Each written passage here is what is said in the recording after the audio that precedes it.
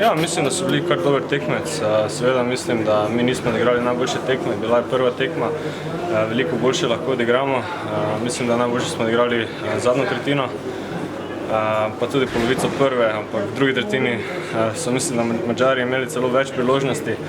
Ampak kot sem že prej povedal, bila je prva tekma, imamo še veliko rezerv, pred nami še kar nekaj tekem, tako da se lahko pripravimo na to svetovno prvenstvo, ki je še kar oddaljeno. Predvsem na začetku tekme se je zdelo, da je očitno, da so Madžari predvsem bolj igrani, kar je seveda logično, ker imajo že prej svetovno prvenstvo, se strinjate? Ja, jaz ne vem, če so bolj igrani. Jaz mislim, da, kot sem že prej povedal, če mi igramo tako, kot znamo, smo boljša ekipa. Mislim, da smo začeli dobro, na to smo malo popustili, ampak v tretji tretjini znova odigrali boljše. Tako da, jaz mislim, da smo vseeno mi boljše igrani, seveda pa so oni že odigrali kar nekaj tekem z dobrimi nasprotniki. Mislim, da so igrali dvakrat s Švedi, kar se jim je tudi poznalo.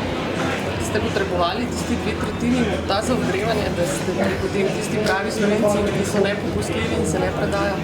Mislim, da kot ekipa, ja. Mislim, da vsako tretjino ena petorka oziroma mogoče dve so odigrali dobro, ampak mi smo odigrali dobro kot ekipa. Na to pa v tretji tretjini le stopili skupaj in odigrali najboljšo tretjino danes. V soboto vas čaka še zadnja domača tekma proti Kazahstanu? Ja, Kazahstanci bodo močnejši nasprotnik. Vsi vemo, da so zelo dobri drsalci. Ima veliko igralcev, ki igrajo v tej KHL ligi, zato mislim, da bodo močnejši nasprotnik, kot so bili Madžari danes. Ampak, kot smo že tudi prej povedali, mislim, da se mi moramo skoncentrirati na našo igro, da če odigramo tako, kot znamo, da mislim, da tudi z njimi ne bi smelo biti nobenih problemov.